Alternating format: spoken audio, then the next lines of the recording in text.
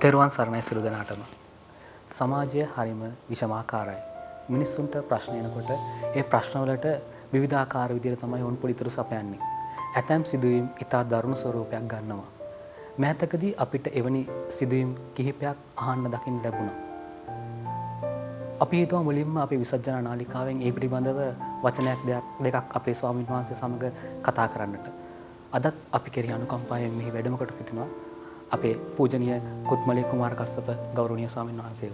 ඔබ වහන්සේ විත ගෞරවයෙන් පිළිගන්න ස්වාමීන් වහන්සේ. තෙරුවන් සරණයි. ස්වාමීන් වහන්සේ ඇයි මිනිසුන් තමන්ගේ ප්‍රශ්න හමුවේ සහ විවිධ කඩාවැටීම් හමුවේ මේ වගේ දරුණු පියවර ගැනීම සිදුවන්නේ ස්වාමීන් වහන්සේ? මේ පිළිබඳව අපිට ධර්මානුකූලව විග්‍රහ කර දෙන්න ස්වාමීන් වහන්සේ. තෙරුවන් සරණයි සියලු දෙනාටම. මිනිස්සු ඔබ විමසුවා වගේම ප්‍රශ්න ගැටලු ජීවිතවලට දේවල් ඇති වෙනකොට ඒ දේවල් වලට උත්තර හොයන්නේ හරිම පුදුමාකාර විදිහට. හිතා ගන්න බැරි තරම් මිනිස්සු හිතවල දරුණු හැඟීම් එළියට එනවා මේ Tamanට අභියෝග ප්‍රශ්න ගැටලු වෙනකොට. ඉතින් ඒක සාමාන්‍ය ස්වභාවය. හැබැයි සාමාන්‍ය ස්වභාවය ඒක වුණත් ඇතැම් වෙලාවට සමස්ත සමාජයක අසාමාන්‍ය ලෙස බඳු සිදුවීම් වාර්තා වෙනවා නම් අන්න එතකොට අපි ටිකක් කල්පනාකාරී වෙන්නට ඕනේ. අපිට කොතනද වැරදුනේ කියන එක පිළිබඳව හොයාගන්නට. ඉතින් එහෙම හොයාගෙන යනකොට ප්‍රධාන වශයෙන් මේ වගේ ප්‍රශ්නයකට සමස්ත සමාජයකට ඇතිවෙන මේ වගේ ප්‍රශ්නයකට සාර්ථකම පිළිතුර බුදුදහම තුළින් අපිට කතා කරන්න පුළුවන්කම තියෙනවා. හැබැයි හැමෝම බණ අහන අය නෙමෙයිනේ. ඒ නිසා හැමෝටම අපි ධර්මයේ පැත්තෙන් මේකට උත්තරයක් දුන්නොත් මම හිතන්නේ ඒක ටිකක් තේරුම් නොගන්නට පුළුවන්. ඒ නිසා මේ සමාජය තුළිනුත් මේකට යම් ප්‍රමාණයකට අපිට කතා කරන්නට වෙනවා. මේ වගේ සිද්ධි ඇති වෙන්නේ ඇයි, මේ වගේ සිදුවීම් වලට පාදක වෙන්නේ මොන වගේ දේවල්ද කියන දේවලුත් අපිට කතා කරන්නට වෙනවා. ඉතින් ඒකෙදි ප්‍රධානම දේ තමයි අපේ සමාජයේ තියෙන යම් ඌනතාවයක්. ඒ ඌනතාවය තමයි මිනිස්සු දන්නේ තමන්ගේ හිතට ඇතිවෙන ආවේගයක් කොහොමද පාලනය කරගන්න කියලා. තමන්ගේ හිතට යම් කිසි ගැටලුවක් ඇති වෙනකොට ඒ ගැටලුව කොහොමද අපි කාටවත් අයහපත පිණිස නොපවතින විදිහට निराකරණය කරගන්න කියන එක පිළිබඳව බොහෝ දෙනෙකුට දැනුමක් නැහැ. මොකද විශේෂයෙන්ම මේ වගේ දැනුම් පද්ධතියක් සමාජය තුළ මහ විශාල ගැඹුරු ධර්මඥානයක් නැති කෙනෙකුට උනත් සාමාන්‍යයෙන් එයාගේ සාහිත්‍ය දැනුම දැන් අපි කියන්නේ විරහ ගීත කියලා. දැන් ඒ ගීතයකින් කරන ඒ රසවින්දනේ රසාස්වාදේ ඒ දේවල් එක්ක මිනිස්සෙගේ හිතකට ඇති වෙනව වෙනමම මේ පරිණත භාවයක්. ඒ Tamanට ඇතිවෙන හැඟීමක් කොහොමද විනදරා ගන්න කියන එකත් එක්ක මේ මිනිස්සුන්ට ඇති වෙන බොහොම පරිණත භාවයක්. හැබැයි අද අපේ සමාජය දිහා බලනකොට හැම අංශයකින්ම අපිට දකින්න තියෙන මහා පරිහානියක් නේ. ඒක සාහිත්‍ය පැත්තෙන්, ගීත කලාව පැත්තෙන් හැම පැත්තකින්ම මම හිතනවා මේ පරිහානිය දකින්න තියෙන දෙයක් කියලා. එතකොට අර ඔය පිළිබඳව මට ඒ කියන්නේ විදේශයක ඉන්න එක දරුවෙක් කතා කරපු වෙලාවක කියනවා මේ ඒ වගේ ප්‍රශ්නයක් ඇති වුණ වෙලාවකදී මේ සින්දු දෙක තුනක් එකට අහගෙන හිටියොත් එහෙම මේ සියදිවි විනාශ ගන්න හිතනවා කියලා. ඉතින් අර ඒ වගේ තත්වයකට අපේ සාහිත්‍ය කලාව මේ දේවල්පත් වුනහම මිනිස්සුන්ට තමන්ගේ හිත යම් මට්ටමකට ලෞකිකත්වය තුල හදාගන්න තියෙන සීමාව අයින් වෙලා යනවා. එතකොට ඒ වෙනුවට එන්නේ මේ මරනවා මැරෙනවා ඔය දේවල් තමයි මිනිස්සුන්ට උත්තර විදිහට එන්නේ. එතකොට මිනිස්සු ඒ දේවල් වලින් තමයි ප්‍රතිචාර දක්වන්නේ. දැන් විශේෂයෙන් මම මේ උත්තරේ දෙන්නේ මේ මහා ගැඹුරු ධර්මානුකූල විග්‍රහයක් දෙන්න බලාපොරොත්තු වෙන්නේ නෙමෙයි. සාමාන්‍යයෙන් අර අපි මනෝවිද්‍යාත්මකව කතා කරනවා මේ දැන් අපි ගත්තාම විඥානයේ තියෙනවා මේ නිදන්ගත බවක් කියලා. කියන්නේ දැන් උඩු හිත යටි හිත කියලා කතා කරන ධර්මානුකූල නෑ මේ විග්‍රහය. ධර්මානුකූලව අපිට මේ කාරණා වෙනමම පැහැදිලි කරන්නට සිද්ධ වෙනවා.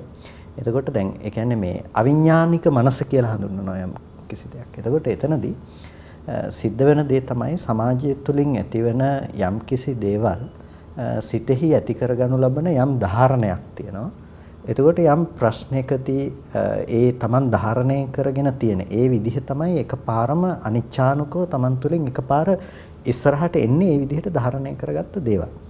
එතකොට ඒක තමයි සාමාන්‍යයෙන් ස්වභාවිකව ඕන මිනිස්සෙගේ මානසික මට්ටමකින් ක්‍රියාවට නැංවෙන දේ බවට පත් වෙන්නේ ප්‍රධාන ලෙස. එතකොට අපිට දකින්න පුළුවන්කම තියෙනවා මේ වගේ ප්‍රශ්නවලදීත් අන්න ඒ ලක්ෂණය. මම හිතනවා මේක ඔය පහුගිය කාලේ පුරාවට ඔබ විමසපු කාරණාව දිහා බලනකොට අපේ රටේ මාධ්‍ය භාවිතය ඊටම සෝචනීය තත්ත්වයක තියෙන්නේ කියලා. මොකද මේ නිවැරදි මාධ්‍ය භාවිතයක් තිබුණොත් රටක් හදනවද රටක් වනසනවද කියන එක තීරණය කරන්න පුළුවන් දෙයක් මාධ්‍ය. ඉතින් රටක් නිවැරදි තැනට ගන්න පුළුවන් දේ තමයි නිවැරදි මාධ්‍ය භාවිතය කියලා කියන්නේ. ඉතින් ඒ දේ ගොඩක් වෙලාවට ගිලිහිලා යනවා ප්‍රධාන මාධ්‍ය තුලින් සහ සමාජ මාධ්‍ය තුලින් පවා ඒ දේ ගිලිහිලා යන විදිහ දකින්න පුළුවන්කම තියෙනවා. එතකොට මේ අපිට සමහර වෙලාවට මිනිස්සුන්ට දැන් යම්කිසි වැරදීමක් කළා හරි යම්කිසි මේ සමාජ විලෝපික යම් ක්‍රියාවක් තිබුණොත් මේක නැවත නැවත හුවා දැක්වීම කියන එක සාමාන්‍යයෙන් දියුණු සමාජයක සිද්ධ වෙන දෙයක් නෙමෙයි. අපි දැක්කම සමාජ මාධ්‍යවල මේක දැකලා සහ ආශ්‍රයටව අරගෙන තිබුණා.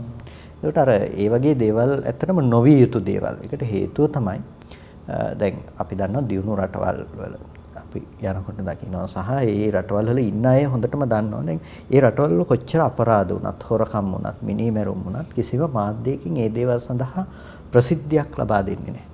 ඒ දේවල් ප්‍රසිද්ධ කරන්නේ නැහැ. ඒකට එක හේතුවක් තමයි ඒ රටේ තියෙන ස්ථාවරය සහ ඒ රටේ තියෙන නම ජාත්‍යන්තරයේ හැමුවේ රැක ගැනීමත්. නමුත් කෙසේ වෙතත් ඒ මාධ්‍යයට ඒ දේවල් මාධ්‍යයෙන් ස්මතු කොට දක්වන සිදුවීම් නෙමෙයි ඒ වගේ දේවල්. නමුත් අපේ රටේ ක්‍රමය මේක වෙනස් වෙනවානේ. මේ වෙනස් වීම තුළ අපිට දකින්න තියෙනවා මහා මේ තාම ඛේදනීය තත්ත්වයක්. මොකද අර මම කිව්වා වගේ මනෝවිද්‍යාත්මකව අපි හඳුන්වන අවිඥානික මනස කියන එක තුළට හැම වෙලාවකදීම කාවදිනවා මේ ප්‍රශ්නයකට උත්තර හොයනවා කියන එක. දැන් ඔබ කිව්වා වගේම සමාජ මාධ්‍යවල මේක හාස්‍යයකට අරගන්න පුළුවන්. හැබැයි මේ සිදුවීම මේ ප්‍රස්තුතය හාස්‍යයකට ලක් කළත් ඒබඳු ප්‍රශ්නයක් යම්කිසි කෙනෙකුට මුහුණ දෙන්න එනකොට ඒ ප්‍රශ්නෙට උත්තරේ දෙන්න උත්තරයක් විදිහට එයා ළඟ තියාගෙන ඉන්න දෙයක් තමයි අර සිදුවීම. ඒ කියන්නේ දැන් සාමාන්‍යයෙන් හිතන්නකෝ යාළුවෝ දෙන්නෙක් එකපාර තරහ වුණාම තරහ වෙලා දෙන්නෙක් බැන ගන්නවා කියලා. ඒ බැන ගන්න අවස්ථාවකදී අපි බලාගෙන හිටියොත් එහෙම ඇතැම් වෙලාවට මේ නොහිතපු සිදුවීම් පුංචි සිදුවීමක් අරගෙන බනිනවා. එකපාර එළියට එනවා එදත් මෙහෙම කරා මෙහෙමයි කියලා. සමහරලාට අපි හිතන්නේ නැහැ පෞල් ජීවිතයක වෙන්න පුළුවන් යාළුවෝ දෙන්නෙක් අතර වෙන්න පුළුවන්. අපි සුලභව දකින්න දෙයක්. ඇයි එහෙම වෙන්නේ? ඒ සිතුවීම මේ හිතේ තියාගෙන මේ බැඳගෙන ඒකත් එක්ක ජීවත් වුණා නෙමෙයි. හැබැයි අවිඥානිකව අනිත් පුද්ගලයා පිළිබඳව යම් තීරණයක් එයා ඇති කරගෙන තිබුණා. අවිඥානිකව කියන වචනය මේ ධර්මයත් එක්ක මෙතනදී ගලප ගන්න එපා. මේ කියන්නේ අපි සාමාන්‍ය සමාජයට කතා කරන වචන ටිකක් විදිහට. එතකොට ඒක එයා ගලපගෙන ඉබේම ඇති වෙන දෙයක් විදිහට එයා ඒක තියාගෙන හිටියා. ඒ නිසා තමයි එයා ප්‍රතිචාර දැක්වීමේදී ප්‍රශ්නේ එනකොට උත්තරේ සපෙව්වේ අර තමන් ගොඩනගාගෙන හිතේ තැම්පත් කරගෙන තියාගත්ත තැම්පතු වලින් තමයි වේදම් කරේ. එතකොට අපි ගනුදෙනු කරන්නේ එදිනෙදා ගනුදෙනු සිද්ධ කරන්නේ අර තැම්පතු වලින් නෙමෙයි. සාමාන්‍යයෙන් දේවල් වලින්. හැබැයි අර අවිඥානිකව තැම්පත් කරගෙන තියෙන දේවල් තමයි ප්‍රශ්නකදී ඒ ප්‍රශ්නයකට එකපාර අපි උත්තරේ පිණිස ඉදිරිපත් කරන්නේ. එතකොට මෙන්න මේ මනෝවිද්‍යාත්මකව තියෙන මේ මූල ධර්මයක් විදිහට අපිට හඳුනා ගන්නට පුළුවන් මේ ලක්ෂණය බොහෝ දෙනෙක් මම හිතනවා අපේ මාධ්‍ය භාවිතය තුළ මේක හඳුනාගෙන නැහැ කියලා. ඒ නිසා අර වගේ සිදුවීම් නැවත සමාජය තුළ ස්මතු කොට දක්වනකොට මොකද වෙන්නේ? අර පුංචිම දරුවගේ ඉඳලා තරුණ දරුවන්ගේ ඉඳලා හැම කෙනෙක් ළඟටම ඒ විදිහේ ප්‍රශ්නේ මේ ප්‍රස්තුතය හාස්‍යයකට ලක් කරන්න පුළුවන්. මේක නොකල යුත්තක් කියලා කම්පාවටපත් වෙන්නත් පුළුවන්. හැබැයි ඔහුගේ ජීවිතයට ඒ බඳු ප්‍රශ්නයක් ආවොත් ඒ තැනකට ඔහු මුහුණ දෙන්න උනොත් ඔහු ගන්න විසඳුම බවට අර තීරණයපත් කරනවා අවිඥානිකව. මේක නැවත ඇසීම තුළ සිද්ධ වෙන දෙයක්. ඉතින් ඒ නිසා ඇත්තටම මේ වගේ ප්‍රශ්න අපේ සමාජය තුළ නොවන්නට නම් මේ මාධ්‍ය භාවිතය මේ විශේෂයෙන්ම අපි කළමනාකරණයක් තියෙන්නට ඕනේ. ඒ කියන්නේ මේ වාරණයක් කරන්න ඕනේ කියන එක නෙමෙයි බුද්ධිමත්ව කටයුතු කරන්න ඕනේ කියන එක සමාජයේ බුද්ධිමත්ව කටයුතු කරන්නට ඕනේ. ඒක සමාජ මාධ්‍ය භාවිත කරන්නන් වගේම ප්‍රධාන මාධ්‍ය භාවිතාවත් මේ පිළිබඳව කල්පනාකාරීව කටයුතු කරන්නට ඕනේ. මොකද මාධ්‍යයක් තියෙන්නේ සමාජයේ තියෙන අඳුරු පැතිකඩ සමාජයේ ඉදිරියට ගෙනවිල්ලා ඒ දේවල්ම ගෙනහැර දැක්වීම නෙමෙයි. සමාජයට නිවැරද්ද මොකද්ද කියලා ඉදිරිපත් කිරීම. ඒක තමයි වැදගත් දේ වෙන්නේ. එතකොට දැන් දරුවෙකුට දහම් පාසලකට යන්න දහම් පාසලක තියෙන වැඩමුළුවක් විකාශය කරන්නේ නැතුව සමහර වෙලාවට මේ වෙනුවෙන් වැය කරනවා. දහම් පණිවිඩයක් වෙනුවෙන් විනාඩි ගණනක් ඒ වෙලාවේ වැය කරා නම් මං හිතන්නේ අර தත්ත්වයටපත් වෙන්න තියෙන මනස් කීයක් සුවපත් කරන්න පුළුවන්ද? මිනිස්සෙකුට හැඟීම් හඳුනාගෙන ඒ හැඟීම් වලට උත්තර සපය ගන්න විදිහ ගැන මනෝවිද්‍යාත්මක උපදේශනයක් සපයන්න පුළුවන් වෙලාවක් අපි හදාගත්තොත් ඒ වෙලාව ඇතුලේ ඔය ප්‍රශ්නත් එක්ක අපි කටයුතු කරන ඒ දේවල් විකාශය කරන වෙලාවක අපි ඒ විදිහේ දෙයක් යොදාගත්තා නම් කොච්චර දුරට ඒක සමාජයේ යහපත් කරයිද? හැබැයි එහෙම වෙන්නේ නැහැ.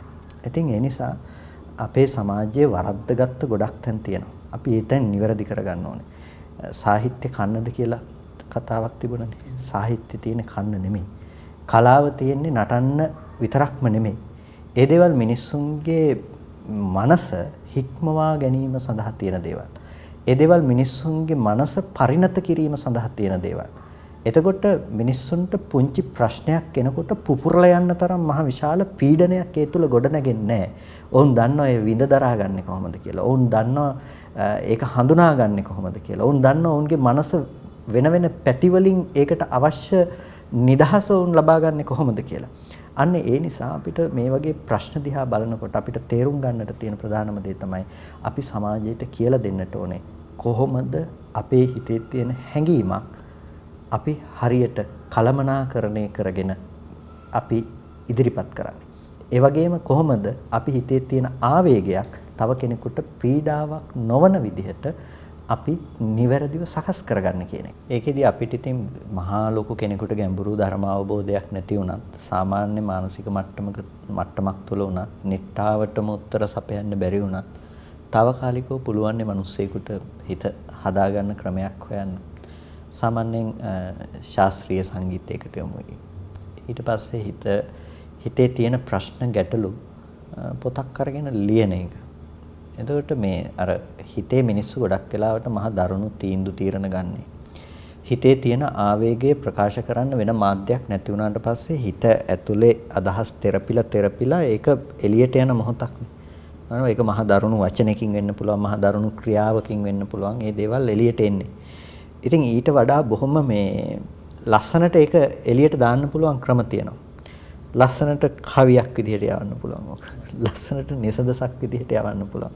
එහෙම නැතිනම් නිකන් ලියාගෙන යන්න පුළුවන්. අර Tamante තියෙන මානසික ප්‍රශ්නයක් ඒ ටික ලියලා ඉවර වෙනකොට තව කෙනෙක් එක්ක පොඩ්ඩක් කතා කරලා ඉවර වෙනකොට ඒ කියන්නේ මොඩ මිනිස්සෙක් එක්ක නෙමෙයි ටිකක් නුවණක් තියෙන පරිණත මිනිස්සෙක් එක්ක කතා කරලා ඉවර වෙනකොට ඒ හිත සැහැල්ලු වෙනවා. තව සැහැල්ලු කරගන්න පුළුවන් වචනයක් අපිට අහගන්න පුළුවන්කම තියෙනවා. ඉතින් මෙන්න මේ විදිහට මිනිස්සෙගේ හිතකට මේ ආවේගයක් පාලනය කරගන්න එතකොට හිතේ තෙරපෙන අදහස් නැතුව හිත බොහොම සැහැල්ලුවෙන් තියාගන්න පුළුවන් ක්‍රමෝපායන් ගොඩක් තියෙනවා. මම හිතන්නේ මිනිස්සු මේ දේවල් ගැන හිතන්නේ නැතිකම තමයි මේ වගේ ප්‍රශ්න වලට මේ දරුණු උත්තර හොයන එක තුලින් අපිට දකින්න තියෙන්නේ. ඒ නිසා අපේ සමාජය තුළ වෙනස් වෙන්න ඕනේ දේවල් ගොඩක් තියෙනවා. පළවෙනි දේ තමයි මිනිස්සුන්ගේ රසවින්දනයේ සව වෙනස් වෙන්න ඕනේ. ඊට පස්සේ මිනිස්සු දාර්ශනිකව වෙනස් වෙන්න ඕනේ. මිනිස්සු මේ වගේ පැතිකඩවල් වලින් වෙනස් වෙනකොට ඒ වෙනස අපිට දකින්න පුළුවන්කම තියෙනවා මේ වගේ සිදුවීම් ඔය කියන විදිහ මහ දරුණු ගණයේ ප්‍රතිචාර දැක්වීම මේ බඳු දේවල් අපිට සමාජය තුළින් අහන්න දකින්න ලැබීම අවම වෙයි. සමහර වෙලාවට ඒ වගේ සිදුවීමක් වුණත් ඒක ස්මතු කර ඒක රස විඳින ඒක ආහාරයක් කරගන්න මිනිස්සු නැති වෙයි. එතකොට මේ දේවල් වලට තියෙන වටිනකමක් නැති වෙයි. ඒ දේවල් මහා වීරෝදාර චරිත බවට ඇතැම් වෙලාවටපත් වෙනවා.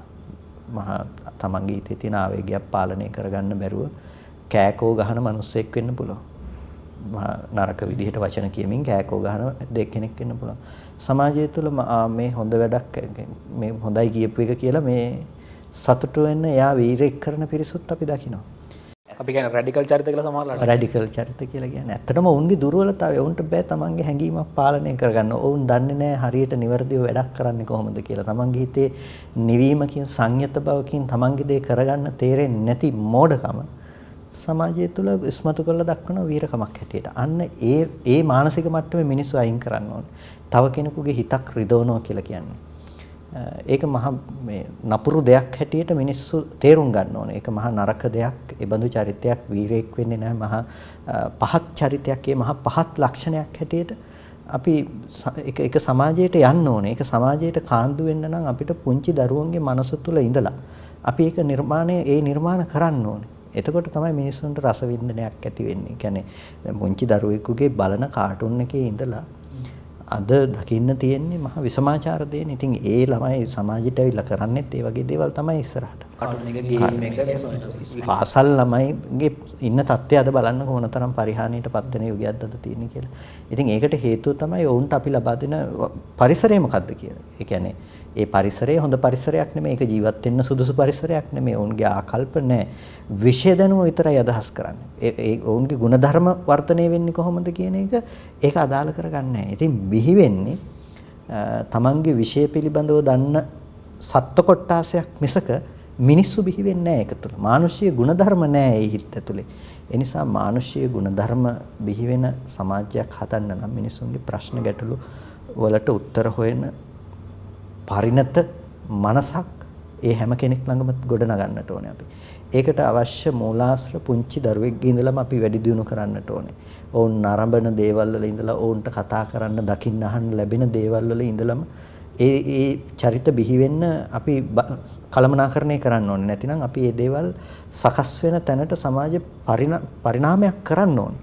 ඉතින් වෙනසක් කියන එකෙන් අදහස් වෙන්න ඕනේ දේශපාලන වෙනසක් නෙවෙයිනේ. මිනිස්සුන්ගේ ආකල්පමය වෙනසක් වෙන්න ඕනේ. මිනිස්සු ඒ ආකල්පමය වෙනස කරන්නේ නැතුව කවදාවත් මේ සමාජය වෙනස් කරන්න පුළුවන් කමක් නැහැ. මිනිස්සු හිතන විදිහ වෙනස් කරන්න බෑ. ඉස්සරහට තවත් මේ වගේව දරුණු වෙනවා මිසක ඊට වඩා මම හිතන්නේ අඩුවක් වෙයි කියලා. මේ ක්‍රමය ඊටමත් ඉක්මනින් අපි වෙනස් නොකර ගත්තොත් මිනිස්සුන්ගේ හිතට කොහොමද පීඩාව දුරු කරගන්න කියන එක වැඩිහිටියන්ට, ළමයින්ට අපි කියලා දුන්නේ නැති වුණොත්, ඒවා එළියට ආවේ නැති වුණොත් ඒ මිනිස්සු හැඟීම් එළියට දාන්නේ ওই විදිහට තමයි.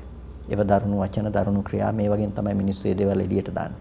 ඒ විදිහට එළියට දැමීම තුළින් සමස්ත සමාජයටම වෙන්නේ මහ ලොකු විනාශයක්. අපි ඒක නොවිය යුතු තැනටපත් කරන්න නම් අපිට ගොඩක් දේවල් හදන්නට තියෙනවා. ඉතින් ගොඩාක් දේවල් ලෝකේ හදනවට වැඩිය ඔබට පුළුවන් නම් ඔබට හැදෙන්න. ඔබේ මනස තුළ මේ දේවල් ගොඩනගෙන්නේ නැති විදිහට ඔබට අද පටන් ගන්න පුළුවන් නම්, ඔබට පුළුවන් නම් ඔබ අවට ඉන්න අයට මේ දේවල් ගැන කියලා දෙන්න.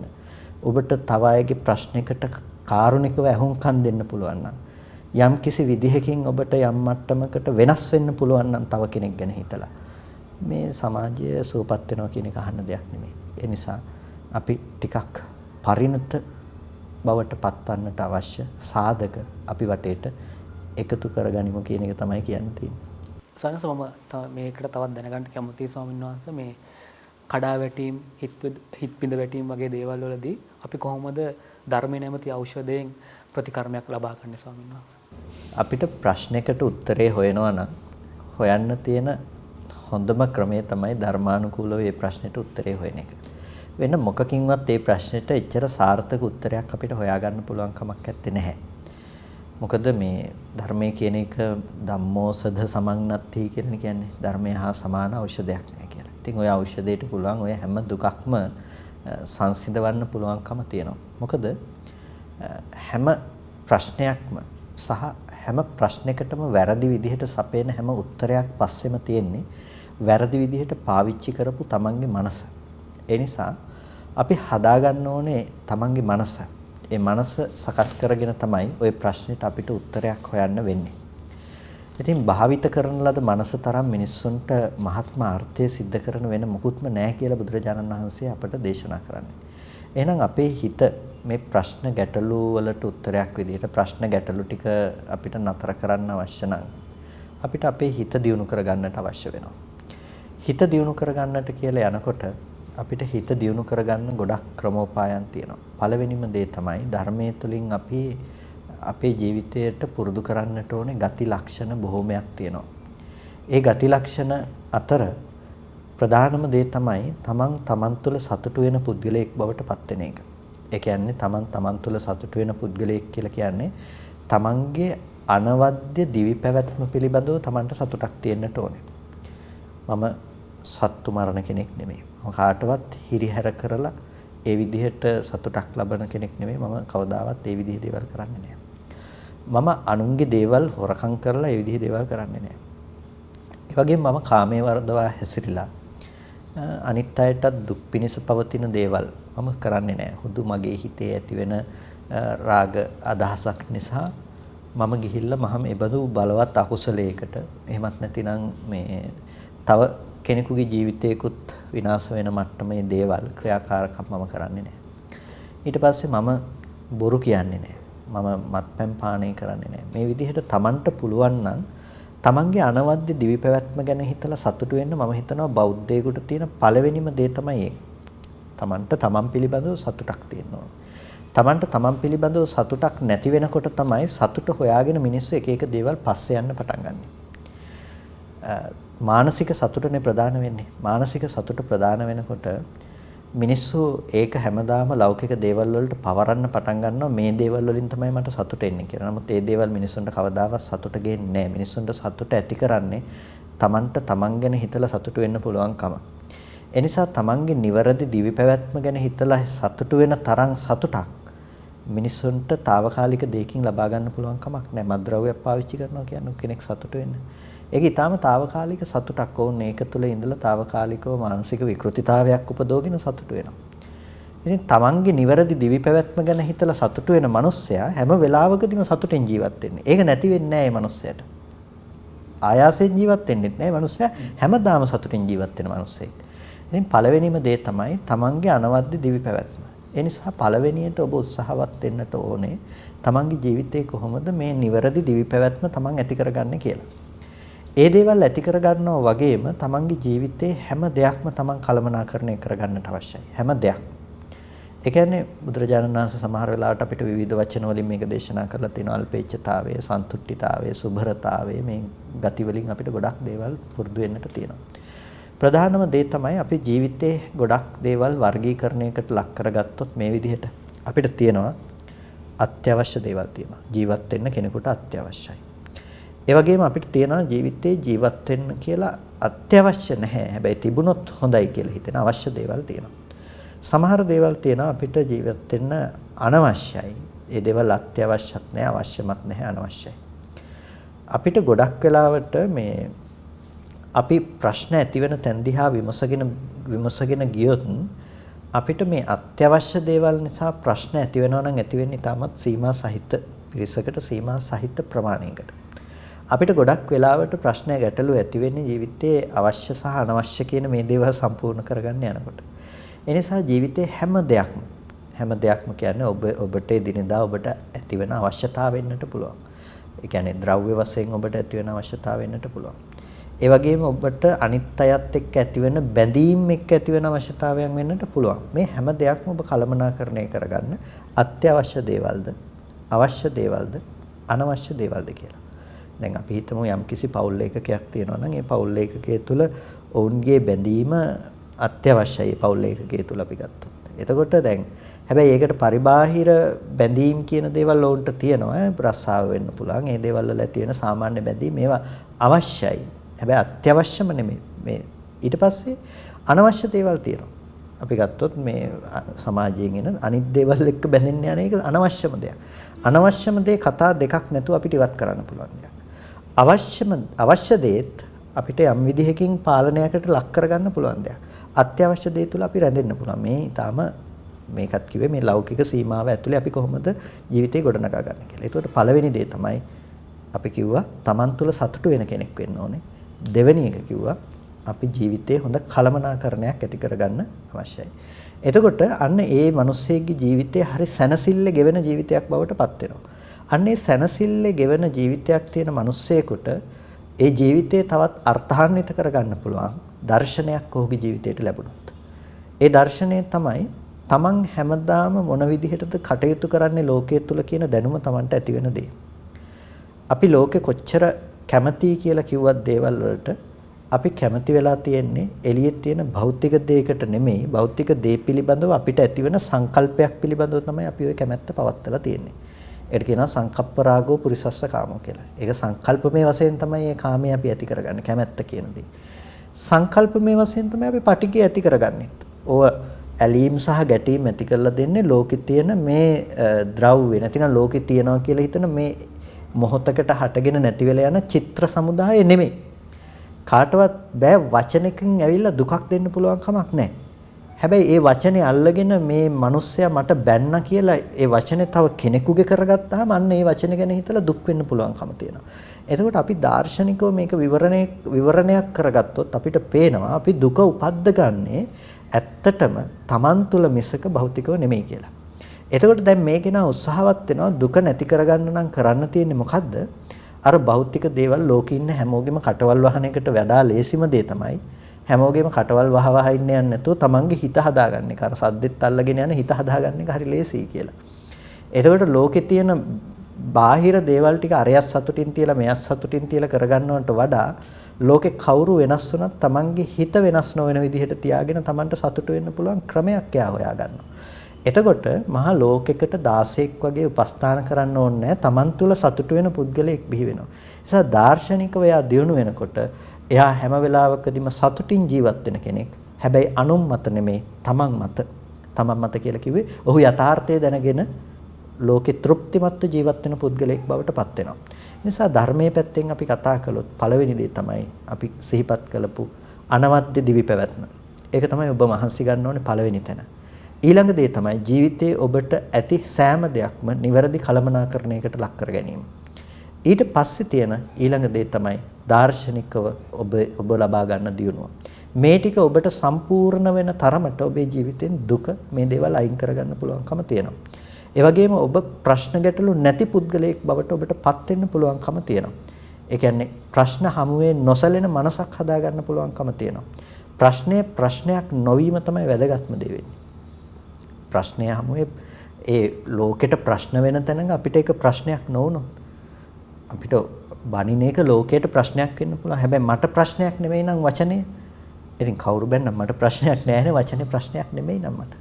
ඉතින් අන්න ඒ විදිහට අපිට පුළුවන් නම් අපිට ප්‍රශ්න නොවන තැනට අපේ හිත අරගන්න, භෞතික දේවල් ප්‍රශ්න නොවන තැනට අපිට අරගන්න පුළුවන් නම් ඒක තමයි ප්‍රධාන. ඒ නිසා සෑම ප්‍රශ්නයකටම මුල බලාගෙන යනකොට ඔබේ මනස මිසක බාහිර දේවල් නෙමෙයි. මොකද බාහිර දේවල් කොයිම විදිහකටවත් ඔබට ඕන විදිහට හැමදාම තියාගන්න පුළුවන් කමක් නැහැ.